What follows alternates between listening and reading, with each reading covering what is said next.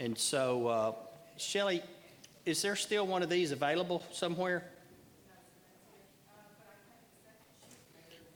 Please, ma'am.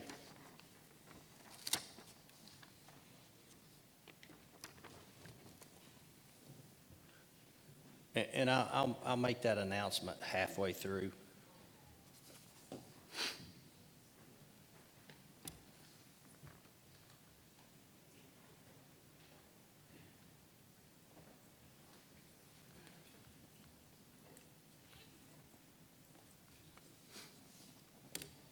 All right, first to address the commission is Miss Brenda Emerson Radford. Miss Radford, did you please come forward?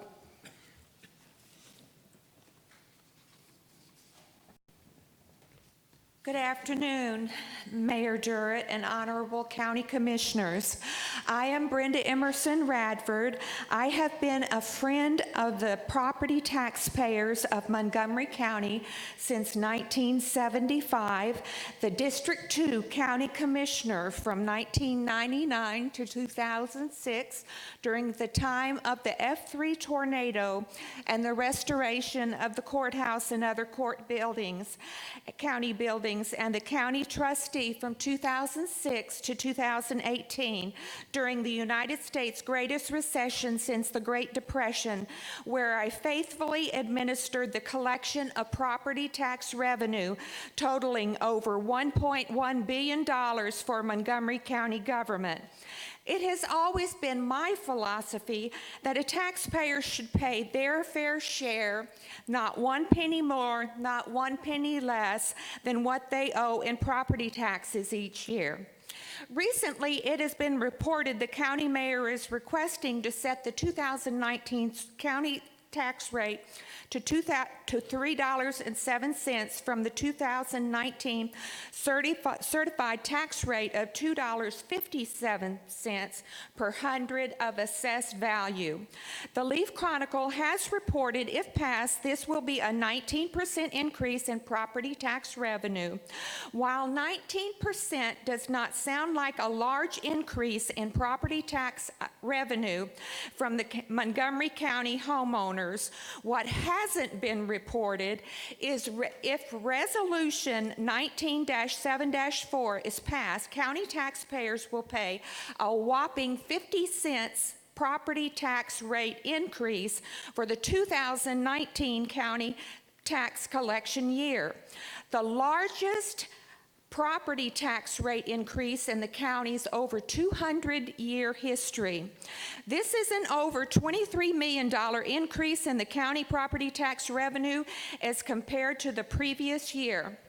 While I celebrate the most significant growth to our tax base we've ever witnessed, with the state of Tennessee setting our revenue neutral 2019 state certified tax rate at $2.57 per hundred, that's 50 cents lower than the 2018 county property tax rate, as this assists us in keeping our property tax rates affordable and revenue neutral.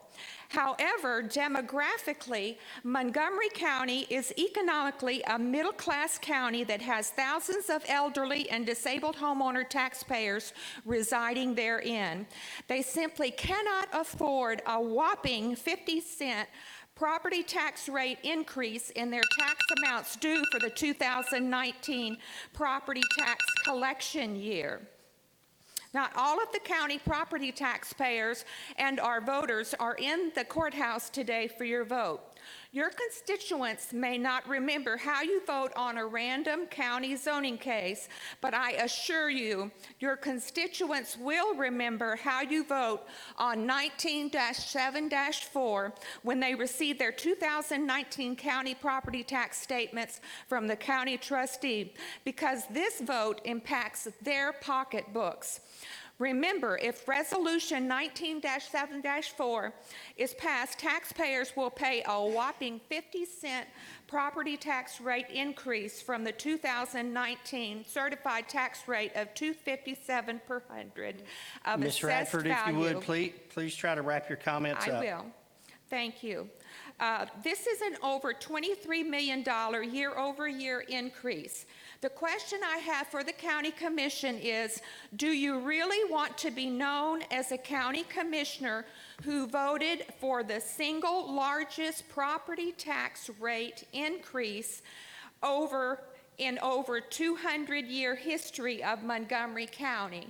As a friend of the taxpayers for over 44 years, I ask you, please remember every vote counts. I respectfully urge you to vote no on 19-7-4 to set the 2019 county property tax rate 50 cents higher than the 2019 state certified rate.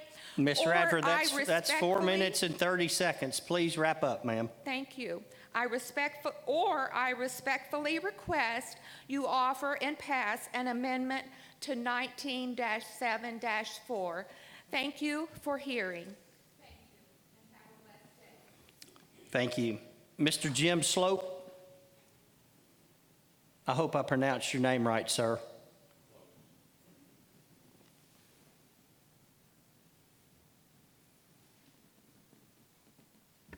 Good afternoon. My name is Jim Sloop. Like the sailboat, sir. Thank you, sir. Sorry. Mr. Mayor and distinguished commissioners, many of the county residents I talked to are expressing concern over the significant valuation increases that took place with the revaluation on January 1, 2019. Significant and surprising valuation increases occur when rapid growth takes place. It has been observed at a recent roundtable discussion that keeping the 3.07 rate will allow growth to pay for itself. The following is stated as fact on page 12 of the Clarksville-Montgomery County Growth Plan as amended August 2018. Typically, residential growth does not pay for itself. This is because property taxes and other municipal taxes generated by the newly developed residential areas traditionally do not cover the expenses generated by the placement of additional infrastructure and services, unquote. I agree with this thesis. Growth does not pay for itself. In a recent roundtable discussion, a commissioner made the comment, which I will paraphrase, we're not going to get our hands wrapped around this budget until we address the monster in the room. The commissioner was referring to the monies required by the school system. I submit to you there's another monster in this room, and that monster is rapid, unprecedented growth. The University of Tennessee estimates that 90,000 new residents will be coming into our county over the next 20 years. This county, indeed this board, is challenged to accommodate the growth in such a way that the cost to live in Montgomery County does not become an excessive burden to the average taxpayer. If the tax rate of 307 is approved, my property tax for 2019 will increase by 44%. Keep in mind, over the past 5 years, I've incurred no major improvements to my property. The same property, and my tax will go up 44%. I'm more than willing to pay my additional tax if the value of my property increases, but I submit to you that such an increase is ominous. In respect to the fiscal year end 2020 budget, I suggest the following. Number one, approve the new pay scale for $4.7 million for all current employees. This will presumably pave the way to fill all currently funded vacant positions. Number two, future budgets should provide for a professional analysis of the county pay scale on a biannual basis to avoid future loss of county dollars due to a pay scale that is not competitive. Item three, rather than fund the hiring of 42 new employees in 1 year, I suggest you phase this in over a 2 to 3 year period. Number four, approve the capital outlay as adjusted for the hiring of less than 42 employees. If reasonable short-term financing can be attained for capital outlay, spreading such costs over a 3 to 5 year period would be prudent. Number 5, prior budget policy should continue and funds necessary for all capital projects should be borrowed. I suggest it is sound and reasonable policy to borrow funds for capital items that will last for a significant time frame. Thank you for your consideration, and thank you for your service to our community. Thank you, sir. Mr. Glenn Castleberry.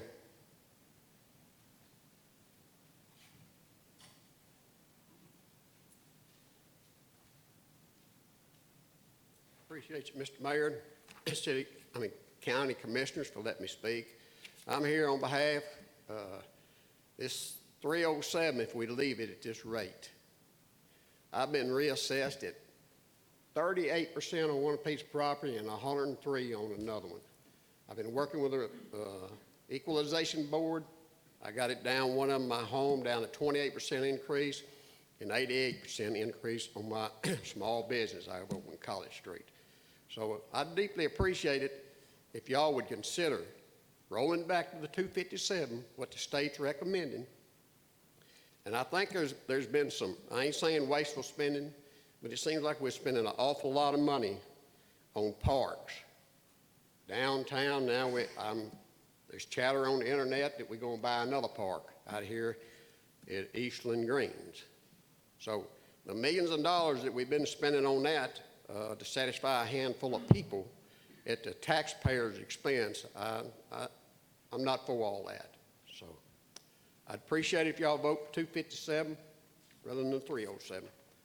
Thank you, Mr. Mayor. Thank you, sir. Mr. Barry Smitto. If anyone, as Mr. Smitto's coming to the microphone, if anyone came in late and would like to sign up to speak, there's a sign-up sheet right back here on the back corner behind Commissioner Johnson. Mr. Smitto. There's a large group of people who believe the Industrial Development Board may be endangering lives by meeting secretly like they did with Atlas BX and allowing them to have a lead-acid plume hovering in the air beside residences and close to schools.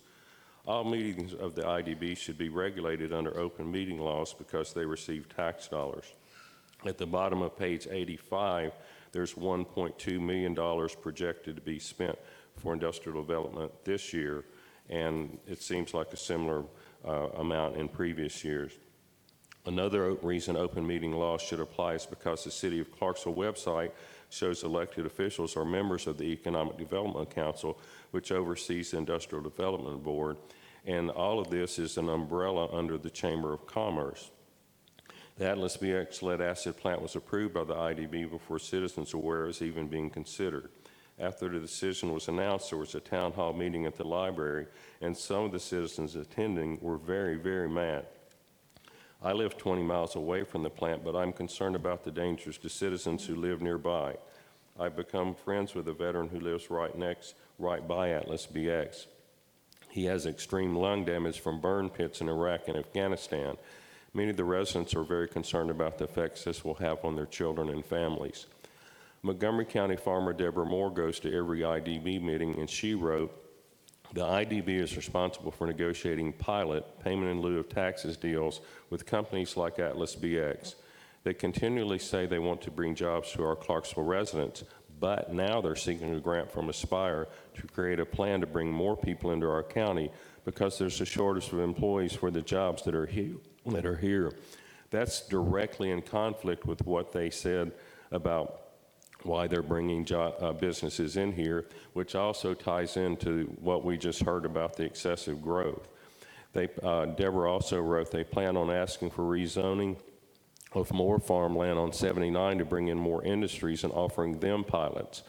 Last year, our county had 22 pilots where industries paid just 17% of their normal tax burden over the past 10 years.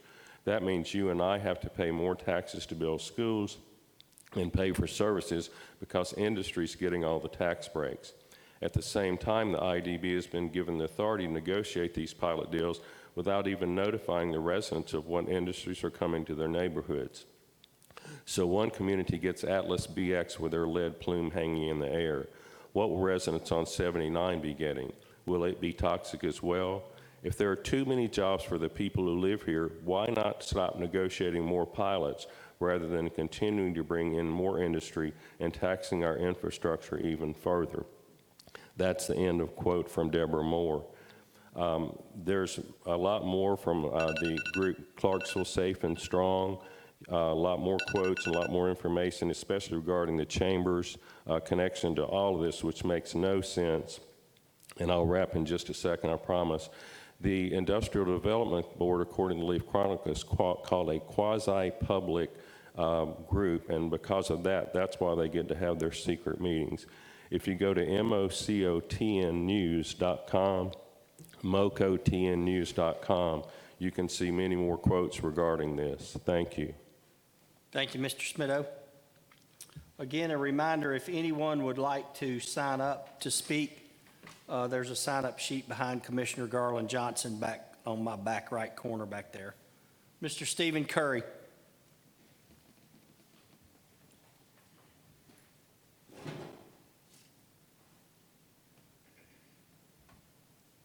Good afternoon, Mayor, County Commissioners.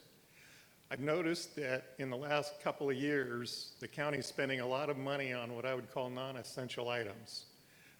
They've spent money on the downtown commons. I read it cost about $4 million to buy that. This year, we're spending $417,000 on the commons. $200,000 of that's for an ice rink for approximately 71 days. The mayor also wants to push forward the event center, which I consider non-essential.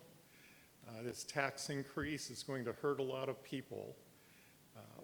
The citizens of Montgomery County just can't afford this. The average income in Montgomery County is about $45,000. And a tax increase of 50 cents or about 23 million is going to put a dent in a lot of people's pocketbooks. Thank you. Thank you, Mr. Curry. Anyone else to speak?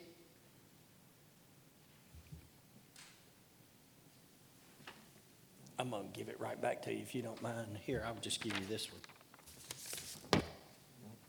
Thank you, sir. Miss Tricia Butler.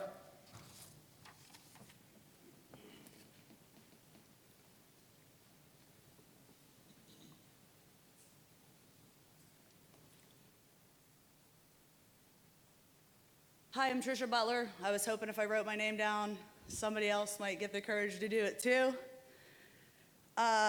I understand and appreciate growth here.